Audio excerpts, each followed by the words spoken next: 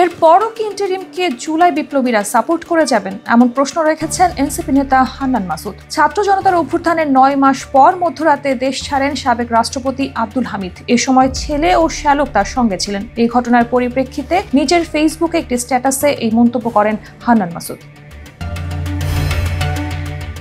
পোস্টে হান্নান মাসুদ লেখেন, আব্দুল হামিদকে বিমানবন্দরে আটকানো হলো, তারপর নাকি চুপ্পুর অফিস থেকে ফোন কল পেয়ে ছেড়ে দেওয়া হলো। এরপরও কি ইন্টারিমকে জুলাই বিপ্লবীরা সাপোর্ট করে যাবে? সরি, হয় চুপ্পুকে সরান, লিগকে ব্যান করেন, আর না হয় নিজেরা সরে যান।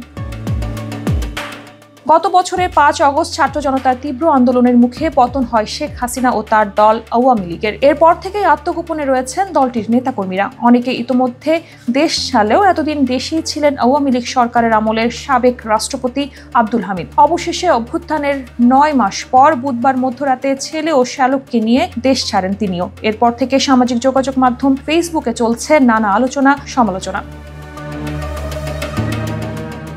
বিমানবন্দর সূত্রে জানা যায়, রাত 11টার দিকে শাহজালাল আন্তর্জাতিক বিমানবন্দরে যান আব্দুল হামিদ। এ সময় তার সঙ্গে ছেলে রিয়াদ আহমেদ ও শ্যালক ডক্টর AM নওশাদ ছিলেন। সেখানে যাওয়ার পর ইমিগ্রেশন প্রয়োজনীয় যাচাই বাছাই শেষে দেশ ছাড়ার সবুজ সংকেত পান সাবেক রাষ্ট্রপতি। আব্দুল হামিদের বিরুদ্ধে কোনো সংস্থার কাছে কোনো অভিযোগ ছিল না বলে জানা গেছে। রাত 3টা 5 মিনিটে থাই এয়ারওয়েজ TB 340 নম্বর ফ্লাইটে তারা 3জন ব্যাংককের উদ্দেশ্যে রওনা দেন।